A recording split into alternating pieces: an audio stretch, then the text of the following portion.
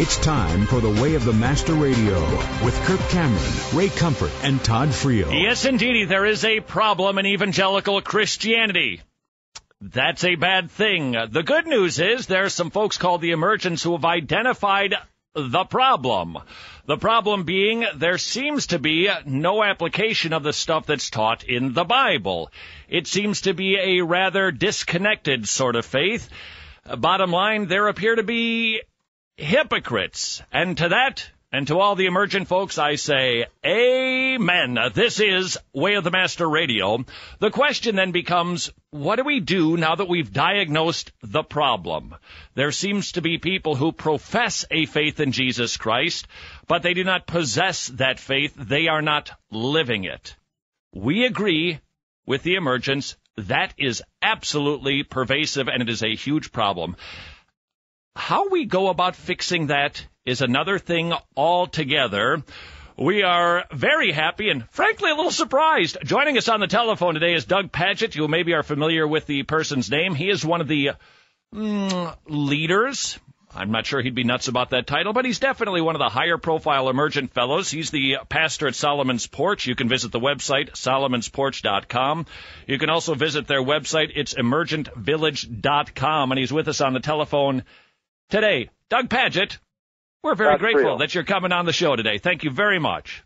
Well, thanks for taking a little time to have me on. All right, would you agree that we agree there's something wrong in Christianity, that a lot of people don't act the way they profess? Fair enough? Yeah, I think that's true. That's not really the motivation of my life or the people I hang around with. We're not. That's not the prime motivator that we have about the way that we do our church or the way that we interact with people. But I do think it's true that many people's lives stay disconnected from their belief system. Then speaking as an emergent fellow, then what is the prime motivator of the emergent movement? Oh, the prime motivator is to try to live well in the world with God and to invite other people to join in the way of Jesus in the world. So it's not really trying to fix struggles that other Christians are having. It's really trying to join together in what seems to be the active work of God in the world, and to invite people to join in that work. And what about the afterlife? Yeah, I like to refer to it as the forevermore life. But yeah, that's a really important piece of the whole understanding of God, is that like at the end of our worship gatherings together at our church, we say, we recite this, the last long sentence out of the book of Jude, and it's one of those pieces that ends with calling for the work that God's going to do to be now, as God has done in the past, does now, and will do evermore. And so it's this really wonderful notion that the Christian church has always held to, that there's a sense of the continuation, the continuous work of God, and then how individual people interact in that. I think we best understand that through the resurrection of Jesus. But yeah, that's what we're interested in, is inviting people in to participate with God here, as they have in the past, and to stay part of the work of God in the world forevermore. All right, I'm going to Jude verse 23. Rescue others by snatching them from the flames of judgment.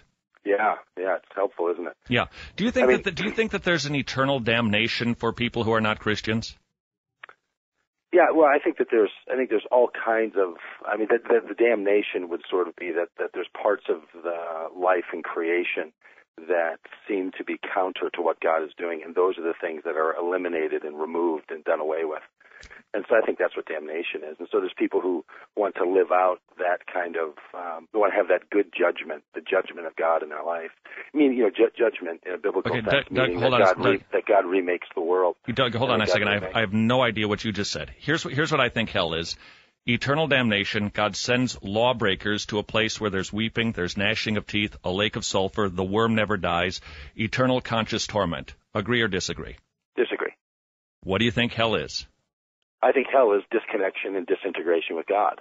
I agree with that also. And I have no idea what you mean, what those sound much more like metaphors than they do like actualities, but I don't know. Well, those are the words that Jesus used to describe hell. Oh, I know. Oh, yeah, I know. Yes, right. I know. Okay. But Jesus, Doug, Jesus didn't use them in a string like that, so you just pulled a bunch of words and Jesus strung them together in your own way. It's called systematic theology. Doug, I'm a good Buddhist. Do I get to go to heaven or hell? Restating it. Yeah, Doug, I'm a good Buddhist. Where do I go when I die? This is not an interesting conversation. I mean, is this what we're going to do? You're gonna put together false little dichotomies and then ask me to answer in one sentence and interrupt my answers? Well, I don't know what's hard about the question. I'm a good Buddhist. Where do I go when I die? Well, you probably go to the funeral home, but depending on where you're being born, if that's what you're talking about. No, Pastor, I'm a good Buddhist. Where do I go when I die? Okay. This is just not an interesting or helpful conversation for me to be part of. So if that's what we're doing in this conversation, then because what you're asking in this kind of question has to do with a place. Are you suggesting to me that heaven is actually a place? When you say, where do I go, you're suggesting to me that the reign of God, that the place of God is an individual place that you go? Is that what you're suggesting? Yes, sir. Where is that place? It's called heaven. Where is it?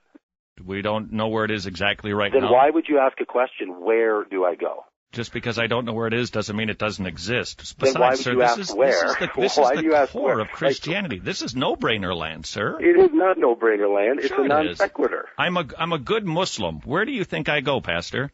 Where do I go? See, here we go again. Now, you're talking about a place. What happens to my soul when I die? There's a different question. All right. What happens to my soul when I die? There you go. And I'm not just, you're the guy who wants to be precise about words. That's why you put sentences together like this. Don't you? Yes, very much. That's why when you put together questions like that and ask them, they don't make any sense. I'm a good Muslim. What happens to my soul when I die? You interact with God just as every other human being interacts with God. You mean Hebrews 9, it is appointed unto man once to die and then judgment? Yeah, right. So he gets judged. Right, that's interaction with God. Uh-huh. And so what's going to happen how is God going to judge the good Muslim? God's going to judge the life and repair and restore and heal the life of everybody in the same way. So the Muslim is ultimately not going to go to a bad place. He's ultimately going to be restored with God when he dies? No, there's going to be no difference between the way God's going to interact with you when you die and the way God's going to interact with a Muslim when a Muslim dies. So I want to put this into my fundamentalist language. What I just heard you say is there is no difference between the Christian and the Muslim afterlife. God is going to have a good place prepared for both of us. No, I didn't say a place. See, here you go again. Okay, a good thing, a good What I said event, was the way God's going to interact existence. with you is the same way that God's going to interact with everybody. The same experience of all of humanity. God will interact with all of humanity in judgment the same, no matter who you are or what your parents have taught you or what you believe. Now, how a person's life translates into the evermore, that's something that for one to sit on a telephone conversation and say about non-existent actual person Muslim as compared to Todd, for me to suggest that I'm going to tell you how God is going to interact with that individual person, what the result of that is going to be, is not at all within the bounds of historic Christianity. It's Doug Pagitt, Solomon'sPorch.com. Actually, I think that's exactly what historical Christianity is about, and the emergents are trying to change that. Not at all. Okay, so I'm wrong. What I would suggest you do is I'd suggest you go and read Acts chapter 16, 17, and 18 as we did out loud in our church last night. Yeah. I'm happy to do that, sir, and but Jesus said that he's going to judge and there's going to be sheep and goats. About what happens to all people in their creation and interaction with God. I think that's where you'll find it. It seems to me that he says very clearly that those people whose sins are not forgiven will be destroyed. They will go to hell. It will be a terrible day. There will be a judgment on those who have never repented and trusted the Savior. That's simple. That's foundational. That's orthodox. And anything outside of that is heresy. Todd, it's you stringing together a series of pop phrases that you've heard from the Bible and then making up your own conclusion to them. Well, pop phrases from the Bible. Okay. You can play the tape back if you want and watch how you took passages from, by my count, 4 different biblical passages, strung them together, and made your own conclusion. How else do you do it, sir? If you're comfortable with that being historic Christianity, I am very comfortable. I certainly wouldn't. I'm very comfortable. How do you put your theology together? How do you do it? Well, what you do is you read the actual Bible story, you read the actual narratives, you read the actual letters, you read what was actually said, and you let it speak for itself. You don't go chopping it up. All right, so let's just do one where Jesus said there's going to be sheep and goats. Make your own conclusion. The Christian church has condemned that kind of behavior from the beginning. Okay. And I had no idea you did that kind of stuff because I'm not familiar with you whatsoever. But that is just not All right. at all then the way Doug, that a reasonable Christian person should interact with the Scriptures. Well, okay, that's the way it's been done for a long time. But nevertheless. No, it's not the way it's been done for a long time. Well, you're the one who's emerging, not me. Okay. Nevertheless, let's take one verse at a time. I don't know what stream you're from, but whatever stream it is that taught you how to interact with the Bible in that old-fashioned way, grammatical you might historical want to go back approach. And look at some other way to interact. Yeah, well, no, I don't need a new way. The grammatical historical works just fine for me. Now, nevertheless, let's just take one The grammatical historical method. You're using the historical method? Grammatical historical, yes, sir. The grammatical historical method. Yes, sir. By taking different passages of the Bible, stringing them together and drawing your own conclusion? Yeah, that's how it's done. I don't think anyone would suggest that that's the grammatical. What do you come up with the conclusion first and then go find verses to support it? No, you let the verses tell you what the conclusions are themselves. I agree with that. You don't pick from four different places, okay. from four different authors, string them together, and then make your own conclusion. Okay, all right.